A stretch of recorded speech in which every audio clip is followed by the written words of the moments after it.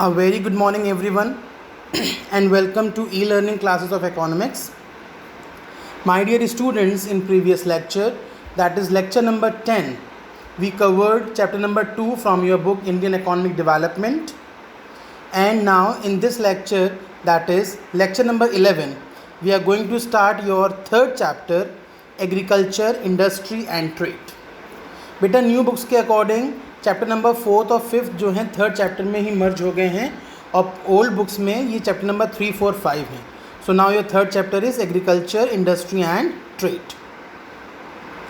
Number 1, agriculture. Basically agriculture तो हम सब जानते हैं that agriculture is the backbone of Indian economy. Without agriculture nothing exist in Indian economy. Right, full Indian economy is directly और indirectly dependent only on agriculture. So number 1, let's go ahead with the land reforms. Agriculture के बारे में हम बहुत कुछ पढ़ चुके हैं, क्या क्या रिफॉर्म्स हुए हैं वो देखने वाली बात है. सबसे पहले लैंड रिफॉर्म और इंस्टीट्यूशनल रिफॉर्म्स का क्या मोटिव होता है कि इंडियन एग्रीकल्चर से इनइक्वालिटी को रिमूव करना. Inequality should be remove from Indian agriculture. This is the main motive. सबसे पहला काम इसमें क्या हुआ, एबॉलिशन ऑफ इंटरमीडियरीज. जितने भी इंटरमीडियरीज थे, मीन्स कंट्री और टेलर के बीच में जो जो इंटरमीडियरीज आते थे उनको रिमूव किया गया in the process of land reforms. Number 2, अभी फर्स्ट है बेटा, पहले लैंड रिफॉर्म्स में ही ओनरशिप राइट्स दिए गए जो एक्चुअल में कल्टिवेटेड लैंड्स के ओनर थे. ठीक है. एक्सप्लॉइटेशन रोका गया. ज़मींदार कल्टिवेटर्स का बहुत ज़्यादा एक्सप्लॉइटेशन करते थे, उस एक्सप्लॉइटेशन को रोका गया. इंसेंटिव्स को ज़्यादा दिया गया ताकि और एग्रीकल्चर में बेटरमेंट हो सके. Ceiling of land holdings. Ceiling मतलब basically distribution of land holding पे सीलिंग वॉज इम्पोज्ड.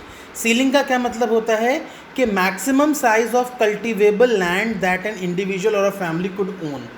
कोई भी एक फैमिली कितना कल्टिवेटिव लैंड अपने पास रख सकती है, that is the ceilings on holdings. Surplus जो था वो गवर्नमेंट को दे दिया जाता था और उसको स्मॉल होल्डर्स और लैंडर्स लेबर्स में गवर्नमेंट डिस्ट्रीब्यूट कर देती थी. Next, consolidation of holdings. Consolidation का मतलब क्या है, फ्रेगमेंटेशन को रिड्यूस करने के लिए कि जगह जगह हमारी ज़मीन फैली हुई है, इस बात को रिड्यूस करने के लिए बाकायदा कंसोलिडेशन किया गया. कंसोलिडेशन क्या होता है, it is a practice to allot land to the farmers at one place. तो क्या होता है consolidation, practice of allotment of land to the farmers so that cost of cultivation को सेव किया जा सके. Next, regulation of rent. Regulation of rent क्या था, बेसिकली गवर्नमेंट क्या करती थी, एक्सेसिव एक्सप्लॉइटेशन ऑफ टेलर्स. ज़मींदार भी क्या करते थे, excessive exploitation of tailors. So to put an end of excessive exploitation and illegal excursions from the cultivators, rent को रेगुलेट किया गया गवर्नमेंट के थ्रू. राइट ना, गवर्नमेंट में क्या किया गया कि 1/3 वैल्यू ऑफ क्रॉप से ज़्यादा आप रेंट नहीं ले सकते.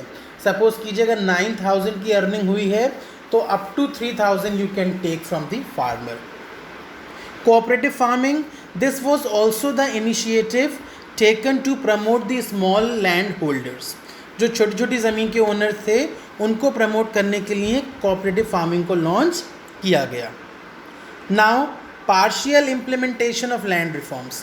अब लैंड रिफॉर्म्स को अलग तरीके से कैसे इम्प्लीमेंट किया गया, जैसे कि बंगाल, वेस्ट बंगाल और केरला में किया गया, अलग पार्ट्स में भी किया गया.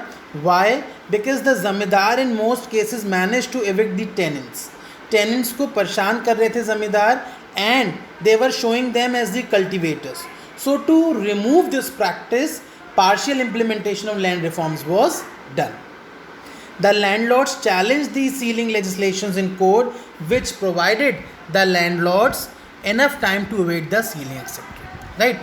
Means इसमें क्या था, that they managed to register their surplus land in the name of their close relatives. वो अपने close relatives के नेम पे लैंड को रजिस्टर कर सकते हैं. Now, technical reforms, HYV technology and green revolution. अब लैंड रिफॉर्म्स हुए, पार्शियल लैंड रिफॉर्म्स हुए. Now let's have a look on technical reforms. Technical reforms में क्या क्या हुआ, बेसिकली टेक्निकल रिफॉर्म्स में HYV technology and green revolution. What does it means, these revolutions These reforms include use of HYV seeds. Basically बेटा HYV seeds को use करना क्यों start किया? बिकॉज HYV सीड्स के साथ साथ केमिकल फर्टिलाइजर्स, इंसेक्टिसाइड्स, पेस्टिसाइड्स, इन सब की वजह से there was substantial rise in the level of agricultural output. Agricultural level of output में सब्सटेंशियल राइज आया and with the help of HYV seeds we were able to have good cropping. Good cropping was done with the help of HYV seeds and agricultural level of output भी enhance हुआ, right? और इसी को ध्यान में रखते हुए green revolution was originated, introduced. Green revolution means revolution in the field of agriculture, right?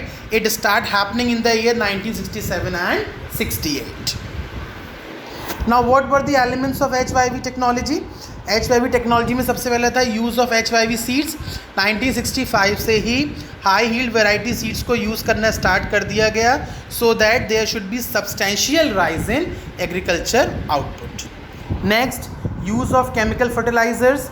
With the help of HYV seeds, chemical fertilizers were also used so that it should enhance the quality of cropping.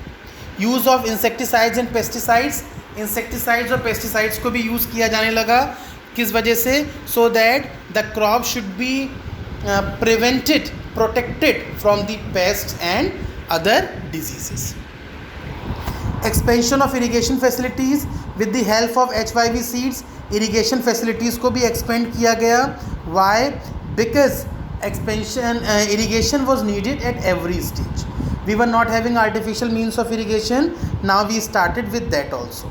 1951 में सिर्फ 17% land थी that was under permanent means of irrigation. But after that, during other plans, it increased to 45%. Now 45% land was under permanent means of irrigation. हमें सिर्फ बारिश पे ही depend नहीं रहना होता था. हम सिर्फ मानसून पे ही डिपेंड नहीं थे. We were having other source also. Right? So this was expansion of irrigation facilities. So in this lecture we came to know about agriculture, land reforms, partial land reforms implementation and technical reforms जिसमें हमने HYV seeds and green revolution को पढ़ा. अगले lecture में further chapter will be taken in consideration. That's all from this lecture.